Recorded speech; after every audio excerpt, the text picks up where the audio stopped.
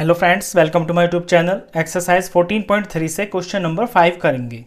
Name the quadrilaterals which have both line and rotational symmetry of order more than one. उन सभी quadrilaterals के नाम लिखिए जिनके अंदर लाइन सिमेट्री और रोटेशनल सिमेट्री, ये दोनों तरह की सिमेट्री जो है एक से ज़्यादा हो, यानी लाइन सिमेट्री भी एक से ज़्यादा हो और रोटेशनल सिमेट्री भी एक से ज़्यादा हो। तो ऐसे क्वाड्रिलेटरल होते हैं तीन। एक होता है स्क्वायर, रेक्टेंगल और रोम्बस। कैसे होता है देखिए।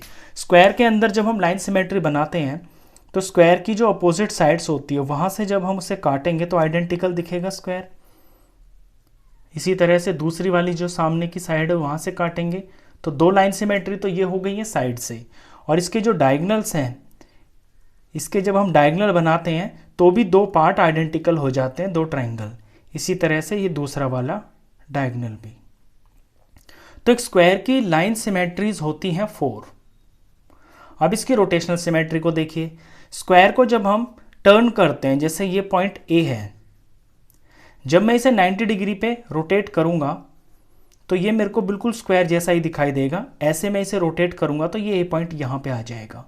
और फिर जब मैं इसे 180 डिग्री के ऊपर रोटेट करूंगा तो ये ए पॉइंट यहां आ जाएगा। ये फिर से जो है ना मेरे को स्क्वायर जैसा ही, जैसा अभी है शुरू में, बिल्कुल ऐसा ही दिखाई देगा। तो 90 डिग्री के ऊपर ये सेम दिखा, 180 के ऊपर सेम दिखा, और जब मैं इसे 270 पे इसे रोटेट करूंगा तो ये फिर से जो है ना बिल्कुल स्क्वायर मुझे इसी तरह का, इसी पोजीशन में दिखाई देगा। ये ए घूम के यहाँ पे आ जाएगा। और फिर जब मैं इसे 360 डिग्री के ऊपर रोटेट करूंगा तो फिर से ये स्क्वायर बिल्कुल इसी तरह से ऐसी ही पोजीशन पे आ जाएगा, ए यहाँ आ जाएगा।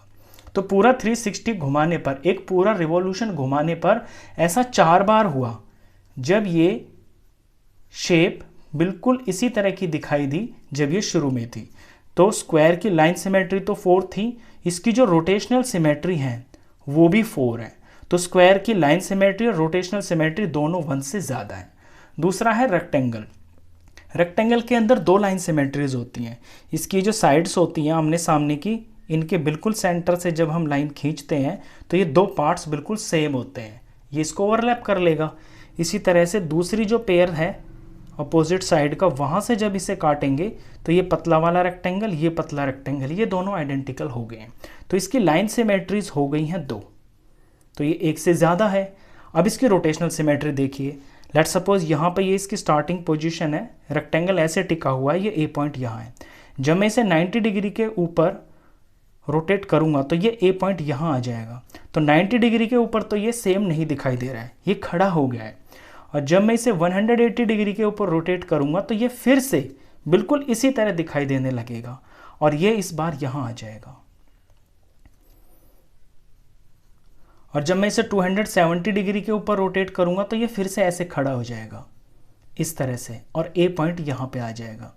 और जब मैं इसे पूरा 360 डिग्री के ऊपर रोटेट करूंगा तो ये फिर से घूम के बिल्कुल ऐसा ही हो जाएगा। जब मैं इसे ऐसे घुमाऊंगा तो ये ऐसे हो जाएगा और ये ए पॉइंट यहाँ पे आ जाएगा। तो पूरा 360 रिवॉल्व करने के दौरान ऐसा 2 बार हुआ कि ये बिल्कुल अपने शुरू की जैसी पोजीशन है, बिल्कुल उसी तरह का दिखाई दिया। तो इसकी जो रोटेशनल सिमेट्रीज हैं वो हैं 2। तो लाइन सिमेट्री भी इसकी एक से ज़्यादा है और रोटेशनल सिमेट्री भी इसकी एक से ज़्यादा है। तो ये रेक्टेंगल हुआ। एक होता है इसके अंदर रोम्बस। रोम्बस की लाइन सिमेट्रीज देखिए। रोम्बस के जो डायगनल्स होते हैं ना, जब वहाँ से काटते हैं तो उसकी लाइन सिमेट्री बन जाती है। एक होता है इसमें बड़ा वाला डायगनल जिसके वर्टिसेस में डिफरेंस, गैप ज़्यादा होता है, और ये इसका है छोटा डायगनल।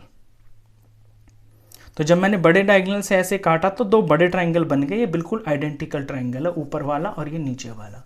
और जब मैंने इसे छोटे डायगनल से काटा है तो ये छोटे 2 ट्राइंगल्स बन गए हैं, ये भी बिल्कुल एक साइज के हैं, ओवरलैप हो जाएंगे फोल्ड करने के बाद।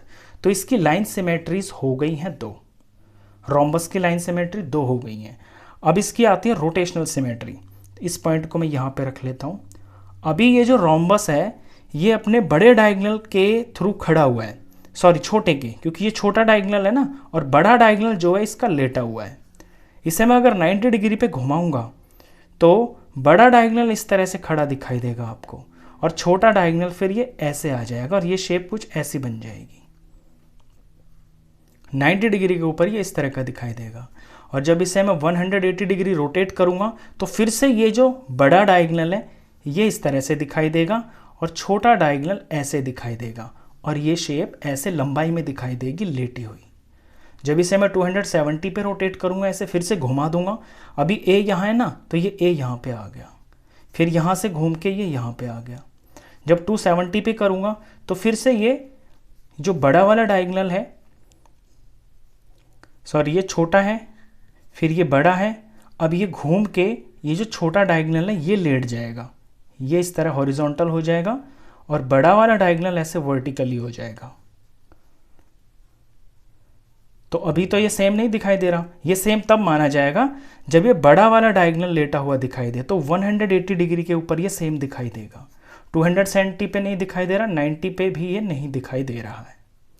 अब जब इसे पूरा 360 रोटेट करूँगा, ये ए पॉइंट यहाँ आ जाएगा 270 पे, जब इसे पूरा 360 में ऐसे रोटेट करूँगा तो ये जो बड़ा वाला डायगोनल है ये ऐसे हॉरिजॉन्टली आ जाएगा लेटा हुआ, और छोटा वाला इस तरह से खड़ा आ जाएगा, और ये शेप बिल्कुल आपकी ऐसी ही लगने लगेगी जैसी ये शुरू में थी, और ए पॉइंट यहाँ पे आ जाएगा 360 डिग्री के ऊपर।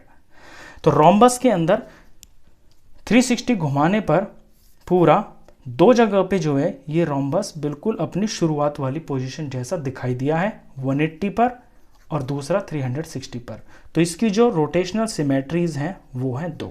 तो रोम्बस की लाइन सिमेट्री भी 1 से ज़्यादा है और रोम्बस की रोटेशनल सिमेट्री भी 1 से ज़्यादा है। तो ये 3 क्वाड्रिलेटरल हैं इस तरह के।